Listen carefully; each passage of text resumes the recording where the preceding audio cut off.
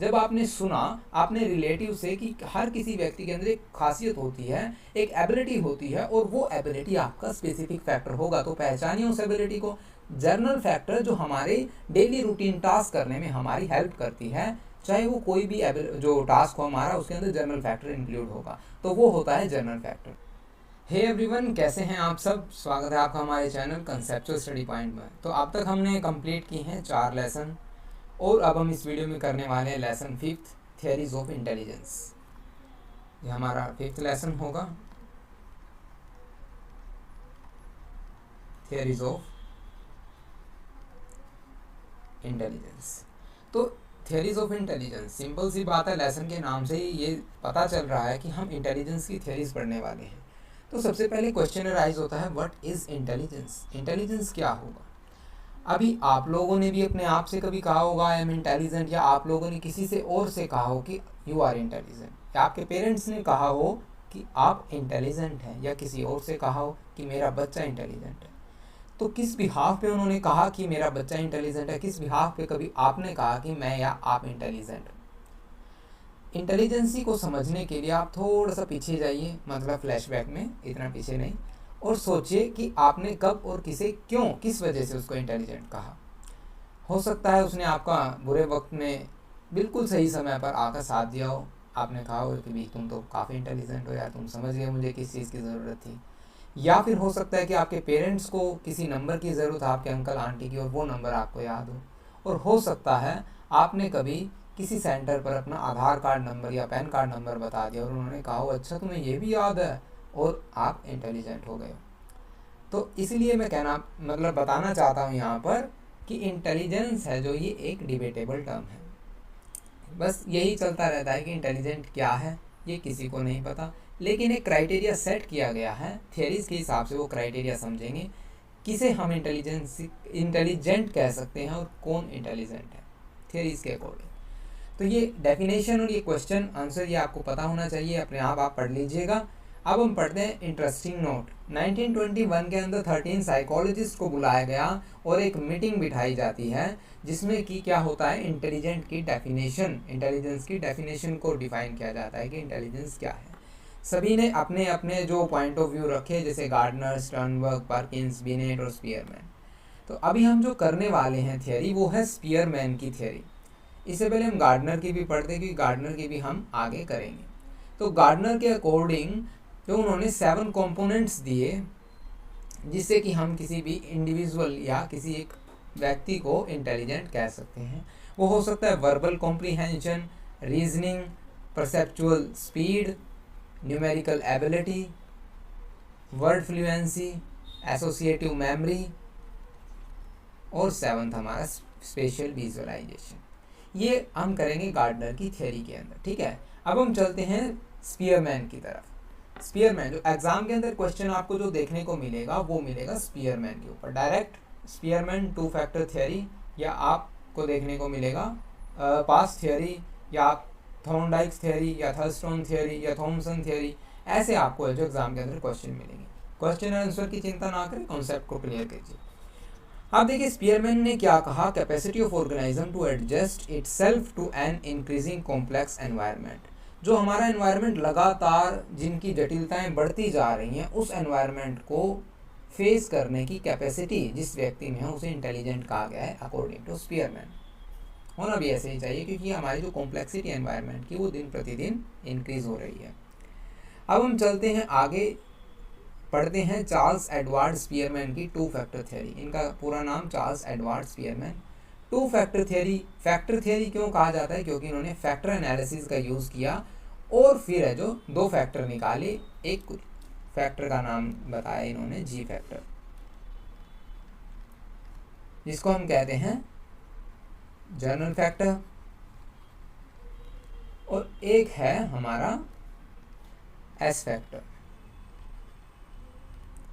इसको कहेंगे specific factor. अब ये फैक्टर इन्होंने निकाले कैसे निकाले? जैसे कि एग्जांपल, फैक्टर एनालिसिस को एक बार इन शॉर्ट समझते हैं होता क्या है। मान लीजिए जैसे एग्जांपल ले लेते हैं, आप लोगों ने जो फूड के अंदर जो सब डिवीज़न कर दिए, या फिर आप लोगों ने जो मैंने कहा कि आप खाने के बारे में बताइए कुछ भी। आप हो सकते हैं ये कहें कि फास्ट फूड, या हो सकता है स्वीट्स मिठाइयाँ, या हो सकता है नमकीन, ठीक है, या हो सकता है आप कहेंगे फ्रेश फूड। ये सभी का अलग अलग ओपिनियन हो सकता है, लेकिन एक बात ध्यान रखने के यहाँ पर कि ये सभी किस कैटेगरी के अंदर आते हैं, फूड के। ओके, तो ये हमारी क्या हो गई, मेन कैटेगरी, और ये इसके क्या हो गए, पार्ट्स हो गए। तो इसका मतलब कि हमने फैक्टर एनालिसिस किया, इन फैक्टर्स को जो एनालिसिस किया और एक फैक्टर इनमें से निकाल दिया जो कि सबको डिफाइन कर सकता है, ठीक है। ये ऐसे कुछ प्रोसेस है फैक्टर एनालिसिस की। कंप्लीट जो हम ब्रीफली इसको करेंगे आगे आगे आगे जो आने वाली वीडियो में करेंगे, ठीक है। तो अब हम पहले इसको पढ़ लेते हैं। 1904 के अंदर स्पीयरमैन ने ये थियरी दी। उन्होंने कहा concept of journal intelligence, journal intelligence का कॉन्सेप्ट उन्होंने दिया जिसको जी फैक्टर कहा गया। जैसे कि आप सभी सुबह उठते हैं, चलते हैं थोड़ा बहुत, ठीक है, या फिर आम जैसे वो चलने वाली रेस होती है ना, वो हो गया स्पेसिफिक फैक्टर, या दौड़ने वाली जो एथलीट्स होते हैं वो दौड़ने वाली रेस। तो वो चलने वाली रेस में जो भाग ले रहा है वो, और जो एथलीट है वो, उनके जो क्या हो गए, स्पेसिफिक फैक्टर हो गए। लेकिन आम डेली लाइफ में जो सभी चलते हैं वो उनका क्या हो गया, जनरल फैक्टर हो गया। तो इससे हमें क्या पता चलता है कि स्पेसिफिक फैक्टर जनरल फैक्टर का सबसेट है। हम क्या कह सकते हैं, S factor is subset of G factor, ये हम कह सकते हैं।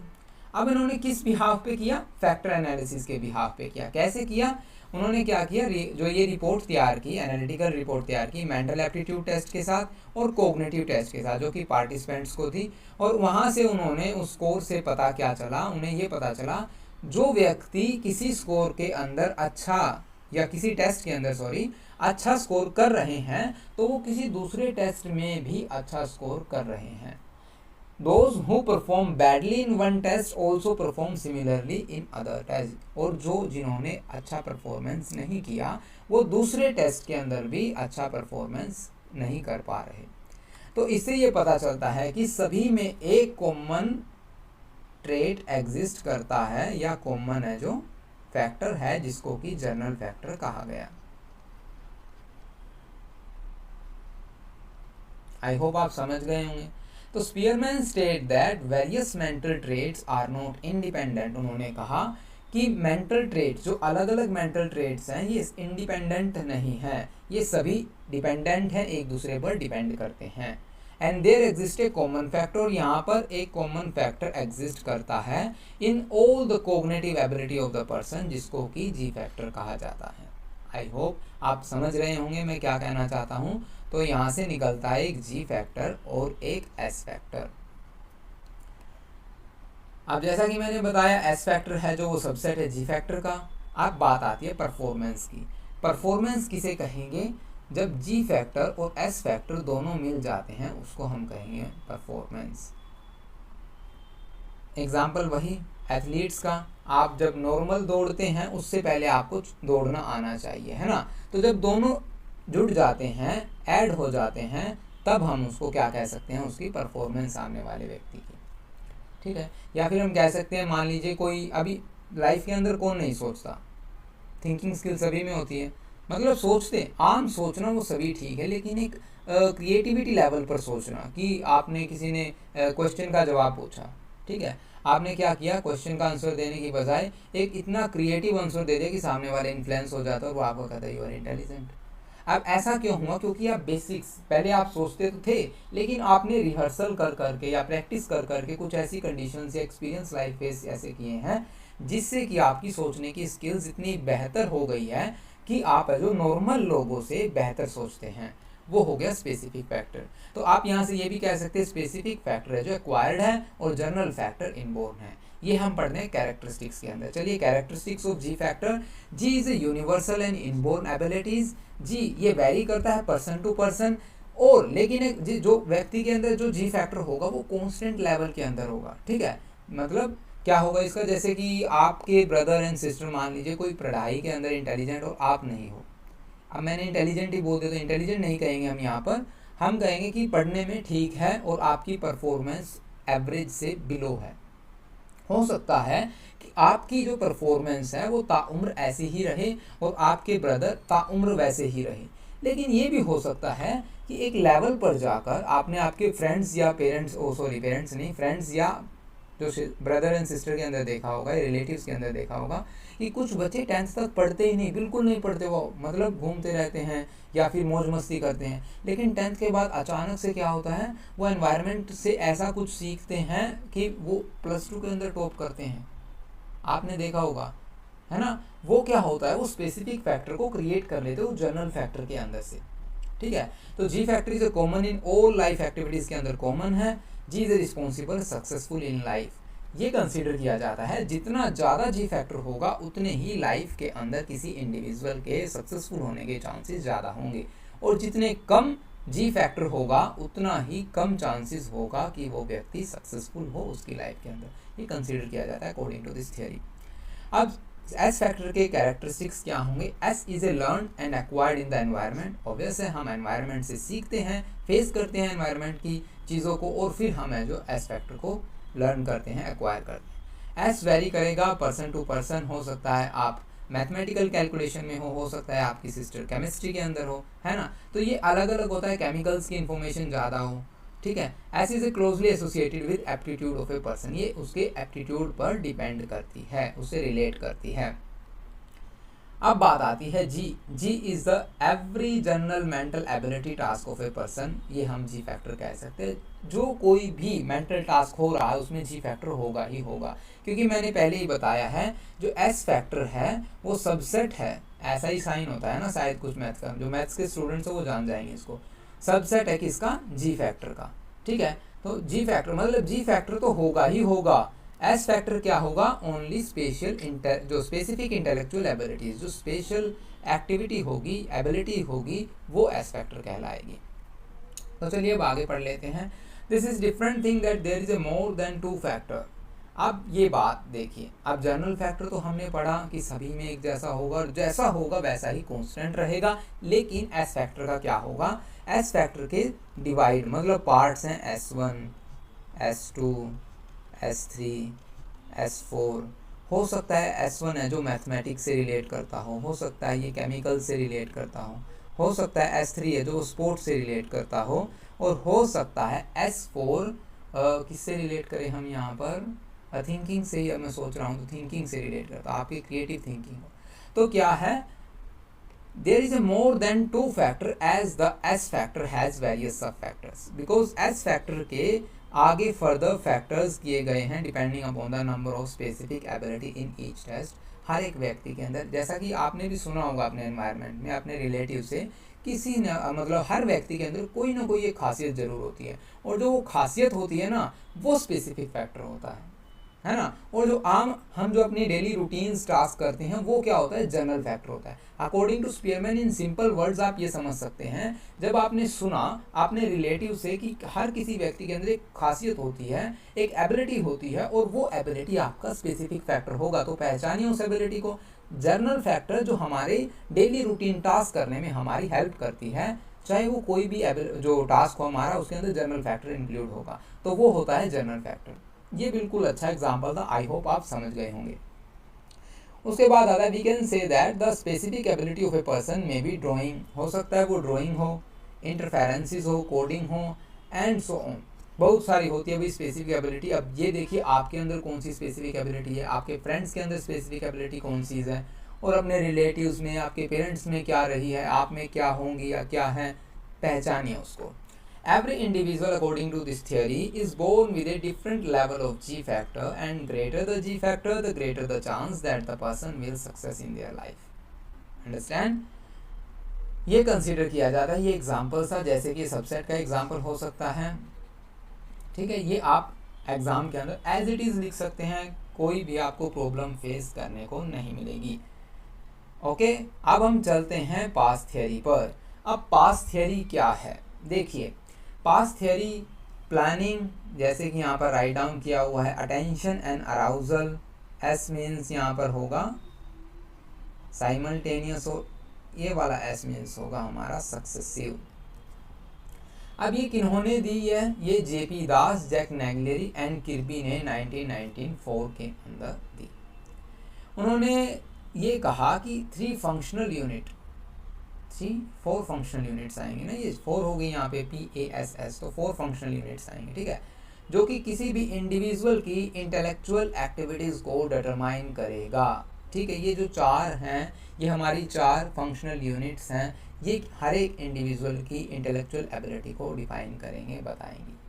अब स्पीयरमैन ने तो कहा भाई जनरल फैक्टर, एस फैक्टर होता है, ये कह रहे हैं कि भाई 4 चीज़ें हैं, इन्हीं से हम इंटेलेक्चुअल एबिलिटीज़ का पता लगाएंगे। अब ये किससे इंस्पायर्ड थे? अलेक्जेंडर लूरिया के न्यूरोसाइकोलॉजिकल रिसर्च से इंस्पायर्ड थे। अलेक्जेंडर लूरिया के अकॉर्डिंग जो उन्होंने एक फ्रेमवर्क दिया जिसके अंदर फंक्शनल यूनिट्स थी, सबसे पहले कोर्टिकल अराउजल आती है यहाँ पर, पहली फंक्शनल यूनिट हमारी कोर्टिकल अराउजल आएगी, ये वाली, एंड अटेंशन की। सबसे पहले हमारी बॉडी के अंदर क्या होता है? अराउजल होता है, ठीक है। फिर हम अराउजल पर अटेंशन करेंगे, we have to pay attention to those arousal, है ना, जो हमारी बॉडी के अंदर होगी। उसके बाद हम उस इंफॉर्मेशन को कोड करेंगे, यूनिट्स कोड इंफॉर्मेशन साइमल्टेनियसली, और साथ के साथ उसको प्रोसेस करेंगे, ये हो गया सक्सेसिव प्रोसेसिंग। और जो थर्ड फंक्शनल यूनिट है वो है हमारी, जिसके अंदर इंक्लूड होगा planning, self monitoring, structuring of the cognitive activities. तो ये थी हमारी 3 functional units according to Alexander Luria neuropsychological research, जिससे इंस्पायर्ड हुए JP Das, Jack Naglieri and Kirby. इससे इंस्पायर्ड होकर उन्होंने ये 4 फंक्शनल यूनिट्स हमें दी, 4 कंपोनेंट्स दिए, जिसमें आते हैं हमारे पास planning, attention, arousal, simultaneous and successive. अब हम करेंगे एक एक, मतलब पहले प्लानिंग करेंगे, फिर अटेंशन, फिर साइमल्टेनियस और फिर सक्सेसिव। चलिए सबसे पहले आप ये समझ लीजिए प्री फ्रंटल कॉर्टेक्स क्या है। ये हमारा ब्रेन का पार्ट है, ठीक है, ये हमारी ब्रेन स्टेम हो जाती है ना, ये हमारा प्री फ्रंटल कॉर्टेक्स हो जाता है। अब ये इतना ही हिस्सा देखिए, ये मतलब इस तरफ है और इतना हिस्सा मतलब उस तरफ है, स्क्रीन के उस तरफ आपको दिख नहीं रहा, लेकिन मतलब समझने के लिए ये लेफ्ट हेमिस्फीयर हो जाता है और ये राइट हेमिस्फीयर हो जाता है ना, तो मतलब यूं जुड़े हुए हैं, ठीक है। अब ये प्रीफ्रंटल कॉर्टेक्स है। अब प्लानिंग, मैंने मतलब ये फोटो आपको क्यों दिखाई, प्लानिंग में ये ज़रूरी है। प्लानिंग के अंदर मदद करती है वो है फ्रंटल लोब फंक्शन, जो कि प्रीफ्रंटल कॉर्टेक्स के साथ एसोसिएट होती है और हमें मदद करेगी किसके अंदर? Formation of goals and or objectives in our life. इसी के बेस पर हमें जो क्या करेंगे, प्लान्स बनाएंगे, प्लान ऑफ एक्शन तैयार करेंगे, जिससे कि हम है जो अपने गोल्स को अटेन कर पाएँ। अब ये कैसे होगा भैया? देखिए फ्रंटल जो प्रीफ्रंटल कॉर्टेक्स है कैसे मदद करती है। अभी आप वीडियोस देख रहे हैं, आपने एडमिशन लिया है MA साइकोलॉजी के अंदर, ठीक है। MA साइकोलॉजी करने के बाद जहाँ तक हो सकता है सभी का जो गोल है, सभी का नहीं कह सकता मैं, लेकिन जिसका गोल है नेट का, कुछ एक जो स्टूडेंट्स होंगे जिनका नेट होगा उनका JRF भी शायद हो, लेकिन सभी का कंपल्सरी नहीं है कि जिनका नेट हो वो JRF भी हो, अलग अलग हो सकता है कोई उसके बाद डिप्लोमा करे और है जो कहीं काउंसलर की जॉब कीजिए करे, है ना। तो ये क्या है, हमारे गोल्स हैं, ये सभी गोल्स हैं। अब गोल्स सेट होने से पहले हमें प्लान बनाने होंगे। सबसे पहले हमने गोल बना लिया, जैसे मान लीजिए JRF हमने अपना गोल रख लिया किसी भी एक स्टूडेंट का या सभी का, मान लिया हमने यहाँ पर JRF गोल है, ठीक है। अब JRF गोल है तो आप प्लान ऑफ एक्शन तैयार करेंगे कि सबसे पहले हम यहाँ पर क्लासेस अटेंड करेंगे, फिर हम नोट्स बनाएंगे, फिर हम क्या करेंगे, रिवाइज करेंगे, और फिर एग्ज़ाम आने पर एग्ज़ाम को अटेम्प्ट करेंगे और फिर हमारा क्लियर हो जाएगा, देन हम जो JRF क्लियर कर सकते हैं। तो ये क्या है, हमारे प्लान ऑफ एक्शन है। अगर हम इन एक्शंस को नहीं करेंगे तो हमारा प्लान सक्सेसफुल नहीं होगा, हम अपने गोल्स को अटेन करने में नाकामयाब रहेंगे। Prefrontal cortex select the cognitive skills, ये कॉग्निटिव स्किल्स को सिलेक्ट करता है, required to implement the plans, coordinate the skills and apply them in correct order. और जैसे कि अभी हमने ये करेक्ट ऑर्डर के अंदर लगाए, क्लासेस, नोट्स, फिर हमने रिवाइज और फिर अटेम्प्ट, तो एक पर्टिकुलर ऑर्डर तैयार कर लिया। इस ऑर्डर के अकॉर्डिंग ही हमारा ब्रेन है जो फिर काम करेगा कि आपने आज क्लास लगाई है, नोट्स बना लीजिए, रिवाइज करेंगे, रिवाइज करने के बाद हम एग्ज़ाम की तैयारी। तो हम कह सकते हैं कि prefrontal cortex is responsible for evaluating our actions. ये हमारे एक्शंस का मूल्यांकन करता है, सक्सेस और failure related to our intentions, हमारी इंटेंशंस क्या है। Planning help us to achieve through the selection और डेवलपमेंट ऑफ द प्लान और strategies needed to complete task. अब ऑब्वियस है प्लानिंग बहुत इंपॉर्टेंट फैक्टर है किसी भी गोल को अटेन करने के लिए। आप लोगों ने एक जो कहावत भी सुनी होगी कि कौन सी थी वो, without plan goals are just wish, है ना, ऐसा कुछ, मतलब ऐसी मुझे कंप्लीट याद नहीं है लेकिन ऐसी है कि बिना आप जो तैयारी के या फिर बिना प्लान ऑफ एक्शन के आपके जो गोल्स है वो सिर्फ आपकी इच्छा है, वो सक्सेसफुल नहीं हो सकते। इसलिए अभी प्लान बनाएं, जो अपने गोल्स को अचीव करने के लिए आपके कौन से गोल्स हैं उनका प्लान ऑफ एक्शन तैयार कीजिए और फिर आप है जो उन पर काम कीजिए, फिर आप अपने गोल्स को अटेन कर पाएंगे। अब नेक्स्ट पिक्चर आती है हमारे पास फ्रंटल लोब, थैलेमस और ब्रेन स्टेम। यहाँ पर जो मेन इंपॉर्टेंट पार्ट है वो थैलेमस है, जिस पर हमें फोकस करना है, ये थैलेमस हो जाता है, ठीक है। और ये हमने जो ब्रेन स्टेम पहले पिछली जो फोटो के अंदर भी देखा हमने। अब इनका क्या काम है ये भी आप समझ लीजिए। ये हमारा काम आएगा अटेंशन के अंदर। Attention is a mental process that is closely related to orienting response. जब मैंने अभी आपसे पूछा आपका नाम क्या है, आपने अगर तुरंत जवाब दे दिया तो इट मीन्स आपकी अटेंशन थी मेरे सवाल पर, है ना, आपका फोकस था, आप कॉन्शियस थे उस क्वेश्चन के regarding. The base of the brain allow the organism to direct focus selective attention. हमारा जो ब्रेन क्या करता है, हमें फोकस प्रदान करेगा सेलेक्टिव अटेंशन के लिए, क्योंकि आपको ये तो पता ही है मेमोरी का कॉन्सेप्ट करने के बाद कि एनवायरनमेंट में इतनी सारी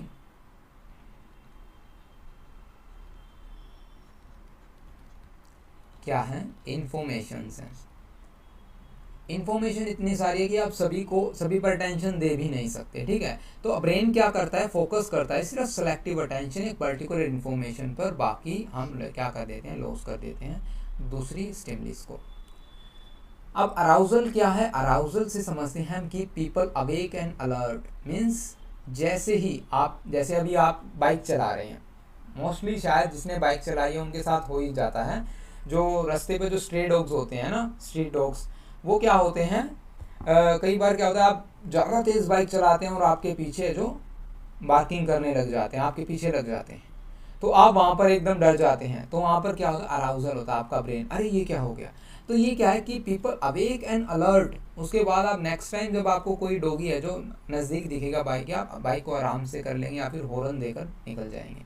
तो वो क्या है, awake and alert. The arousal function are generally associated with brain stem. और ये अराउजल है ना, ये ब्रेन स्टेम और थैलेमस से रिलेट करता है, ठीक है। अब क्या है, जिस भी व्यक्ति को ADD की प्रॉब्लम है, मीन्स अटेंशन डेफिशिएंट डिसऑर्डर है, मोस्ट प्रोबेबली यही देखा जाता है कि उनकी थैलेमस और ब्रेन स्टेम के अंदर है जो कहीं ना कहीं इम्पेयरमेंट देखने को मिलती है।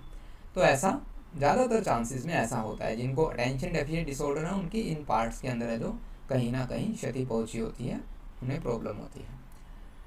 अब हम बात करेंगे साइमल्टेनियस और फिर हम बात करेंगे सक्सेसिव की। अब साइमल्टेनियस के लिए ब्रेन का कौन सा पार्ट जो हमें हेल्प करेगा, इसमें करेगा हमारा Pareto occipital temporal association area. ये इस कंप्लीट एरिया आप देख सकते हैं, है ना, ये कंप्लीट एरिया हमारी इस जो पोर्शन के अंदर है जो इसके अंदर साइमल्टेनियस और सक्सेसिव के अंदर हमारी मदद करेगा। अब processing is essential for the organization. अब आपने प्लान ऑफ एक्शन बना लिया, आप फोकस कर रहे हैं, आप अवेक हैं आपके गोल्स के रिगार्डिंग। अब बात आती है ऑर्गेनाइजेशन की कि आप कैसे ऑर्गेनाइज करते हैं इंफॉर्मेशन को ग्रुप्स के अंदर, ठीक है। तो parieto occipital temporal brain region provide a critical ability to see pattern as inter related.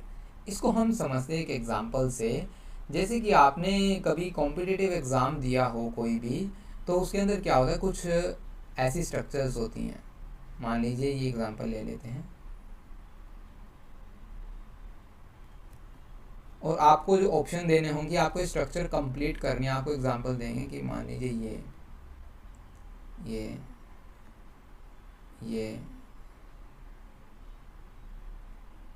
कौन सी बन जाती है भाई, चलिए इसको छोड़ दीजिए, ये वाली बनाएंगे। ये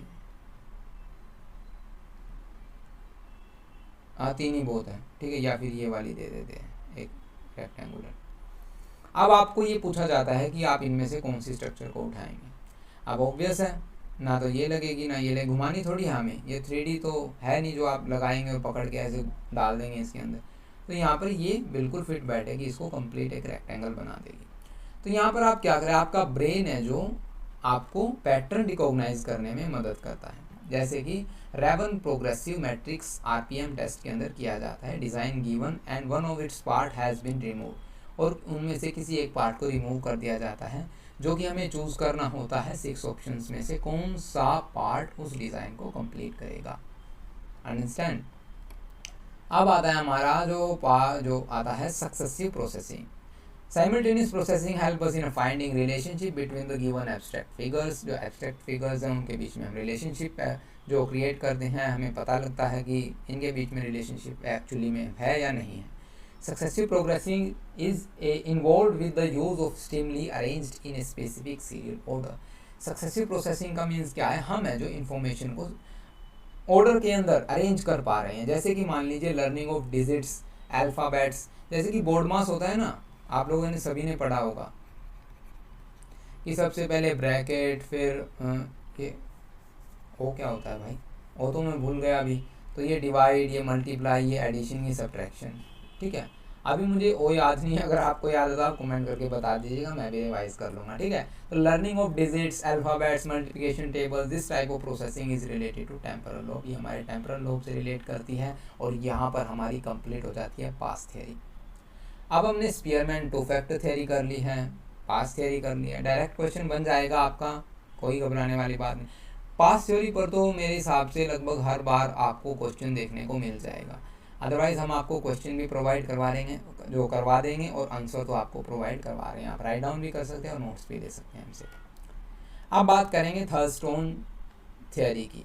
अब थर्स्टोन थियरी क्या कहते हैं, देखिए जी फैक्टर एस फैक्टर होने के बाद या पढ़ने के बाद किसी ने ये क्वेश्चन पूछा ही नहीं, the person superior on one intelligence test are generally superior on another, कि एक जो व्यक्ति किसी एक टास्क के अंदर बेहतर है तो वो दूसरे टास्क के अंदर भी बेहतर ही है, ऐसा क्यों? अब इसका जवाब थर्स्टोन ने देने की कोशिश की। उन्होंने कहा कि जी फैक्टर को उन्होंने ब्रेक कर दिया किसके अंदर, 7 पार्ट के अंदर, जिसको उन्होंने कहा प्राइमरी मेंटल एबिलिटीज, PMA। अब PMA यहाँ पर क्या है, जो 7 जो वो इन्होंने फैक्टर दिए इनके, वो है numerical, verbal, spatial, memory, verbal अच्छा यहाँ पर आएगा वर्ड फ्लुएंसी जो हमारा 5th, 6th रीजनिंग और 7th परसेप्चुअल एबिलिटी। तो ये 7 फैक्टर इन्होंने दिए। इन्होंने कहा ये भी किसके बेस दिए, इन्होंने 57 psychological mental ability test on the group of subject and examine the test score of these subject through the inter correlation technique and matrix algebra. अब ये तो टेक्निक इन्होंने यूज़ की, इन्होंने 57 एबिलिटीज़ निकाली सबसे पहले, और इन 57 साइकोलॉजिकल मेंटल एबिलिटीज़ में इंटर कोरिलेशन टेक्निक और मैट्रिक्स अलजेब्रा टेक्निक लगाने के बाद ये 7 ये आप ट्रेट कह लीजिए या आप फैक्टर निकाले इन्होंने based on gather data. Thurstone state that 7 different mental abilities factors जिन्होंने इन्हें क्या कहा, PMA, प्राइमरी मेंटल एबिलिटीज़। उन्होंने जी फैक्टर के कॉन्सेप्ट को रिजेक्ट किया कि ऐसा ह्यूमन के अंदर नहीं होता कि कोई जी फैक्टर है या कोई एस फैक्टर है। अब आप ध्यान से ज़रा सोचिए, अगर आपने वीडियोस कंप्लीट देख रहे हैं, जब मैंने आपको जी फैक्टर के बारे में बताया, एस फैक्टर के बारे में बताया, कहीं ना कहीं शायद मुझे लगता है आपको ये लगा होगा कि ऐसा ही होगा। जब आपके पेरेंट्स ने कहा कि आपके अंदर कोई ना कोई खासियत है, तो आपने सोचा अरे यार मेरा स्पेसिफिक फैक्टर भी अभी देखना ही पड़ेगा, है ना, या जनरल फैक्टर तो मैं करता ही हूँ, तो मुझे स्पेसिफिक फैक्टर भी मुझे पता लगाना होगा। अगर आपके माइंड में ऐसा आया भी है तो आप हमें कमेंट करके ज़रूर बताइएगा। तो लेकिन अब थर्स्टोन की थ्योरी के हिसाब से भाई ऐसा तो होता ही नहीं, जी फैक्टर नाम की तो कोई चीज़ है ही नहीं। उन्होंने इसको रिजेक्ट कर दिया। उन्होंने कहा भाई ये तो देखिए वर्ड फ्लुएंसी या कम्युनिकेशन स्किल्स रीजनिंग आ जाती है हमारी, जो मैथमेटिक्स। तो न्यूमेरिकल फैक्टर्स, सबसे पहले हम बात करेंगे न्यूमेरिकल फैक्टर की। न्यूमेरिकल फैक्टर किसे कहेंगे? देखिए, जो ऑब्वियस है, जो मैथमेटिक्स की कंप्यूटेशंस को आसानी से सोल्व कर पाए, ability to an individual to do quick and accurate numerical computations. Verbal factor, जो वर्ड, सेंटेंस, लैंग्वेज और अदर वर्बल कंटेंट इसके अंदर है, जो काफ़ी बेहतर अंडरस्टैंडिंग हो उसकी, आसानी से बोल पाता हो या फिर लैंग्वेज आसानी से सीख जाता हो, ठीक है, या फिर सोच समझ के शब्दों का प्रयोग करता हो। जैसे कि मान लीजिए, एक तो आपने कहा कि मैं जा रहा हूँ, डायरेक्ट ही आपने बताया, उनको बता दिया कि मैं जा रहा हूँ। एक हम पोलाइटली ये पूछ रहे हैं, क्या मैं जा सकता हूँ, है ना? तो ये वर्बल फैक्टर के अंदर आ जाएगा। स्पेस फैक्टर के अंदर क्या आएगा? जैसे कि आपने कभी गाड़ी चलाई हो और थोड़ी सी मतलब आपने कभी जाम लगा हुआ हो या फिर ट्रैफिक इतनी ज़्यादा हो गई हो कि आपको ये डाउट है कि सामने से गाड़ी निकल जाएगी यहाँ से या नहीं निकलेगी, तब आपके फ्रेंड कहते हैं अरे निकल जाएगी भाई, निकालना तो हम बैठे। तो वो क्या है? Special intelligence. हालांकि निकलेगी ना निकलेगी वो जगह पर डिपेंड करता है, लेकिन अगर हम है जो, या फिर आपने अपने घर पर देखा होगा, आपकी मम्मी है जो क्या करती है, हर एक सामान को एक पर्टिकुलर जगह पर ऐसे सेट कर दिया जैसे वो चीज़ उसी जगह के लिए बनाई गई हो।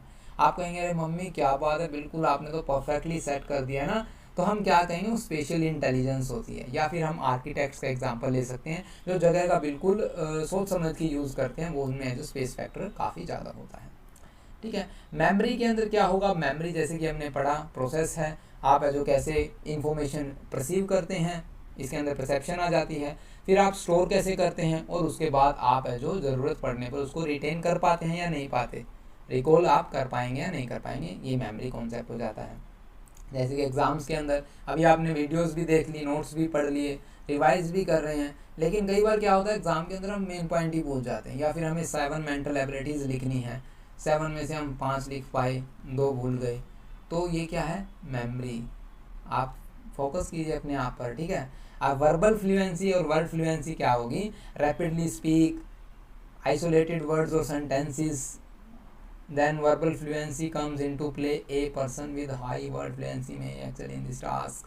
अब ये क्या है भैया? वर्बल फ्लुएंसी, जैसे कि आपने कहा होगा भाई अरे यार मेरी तो इंग्लिश अच्छी है ही नहीं, अरे यार मैं तो हिंदी ही नहीं बोल पाता। जैसे मेरे कई फ्रेंड्स हैं, वो ये कहते हैं कि मुझे हिंदी नहीं आती यार प्रॉपरली।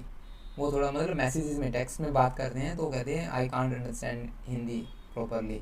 तो फिर उनसे इंग्लिश में बात करो, तो हम कह सकते हैं कि आपके जो हिंदी के अंदर वर्ड फ्लुएंसी नहीं है, क्योंकि हम कहेंगे उसकी इंग्लिश के अंदर वर्ड फ्लुएंसी है। या कोई इतना बेहतर बोलता है कि शब्दों का चयन भी अच्छा है, लेकिन बोलने की स्पीड काफ़ी बढ़िया है, ठीक है।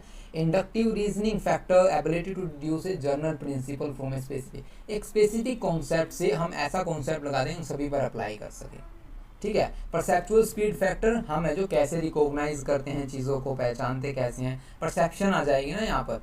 कंपेयर करेंगे specific images, numbers, letters, accurately proof read various type of content. आप प्रूफ रीड का एग्जांपल अगर आपने मेरी पहली वीडियो देखी होगी, सॉरी MPC 01 की, मेरी नहीं, MPC 001 की पहले चैप्टर कॉग्निटिव साइकोलॉजी, वहाँ पर प्रूफ रीड का एग्जांपल अगर आपको याद है तो मैंने दिया था एग्जांपल, सॉरी पहले लिख लेते हैं हम। जंगल में लकड़हारा लकड़ी काट रहा था। आप देखिए, है ना, आपने भी अगर यही पढ़ा है तो कर गए ना फिर से मिस्टेक, अगर पहली वीडियो देखने के बाद में। ये लड़की लिखा है मैंने, यहाँ पर क्या आना है? लकड़ी। ये परसेप्चुअल स्पीड फैक्टर है, आप कितनी स्पीडली चीज़ों को परसीव कर पा रहे हैं। आप शायद मुझे आपको बताना नहीं पड़ेगा दोबारा ये एग्जाम्पल, आप चीज़ों को ध्यान से पढ़िएगा, ठीक है। और ये हो गया हमारा थर्स्टोन की theory complete. PMA primary mental abilities, direct question यहाँ पर भी आपको देखने को मिल जाएगा। तो आई होप आपको कंटेंट अच्छा लगा होगा। अगर आपको अच्छा लगा है तो आप हमें कमेंट करके बताइएगा, अगर नहीं लगा तो भी आप हमें कमेंट करके बताइएगा आपको कहाँ प्रॉब्लम आ रही है, या हम कहाँ पर इम्प्रूवमेंट कर सकते हैं। Thank you for watching this video, have a nice day.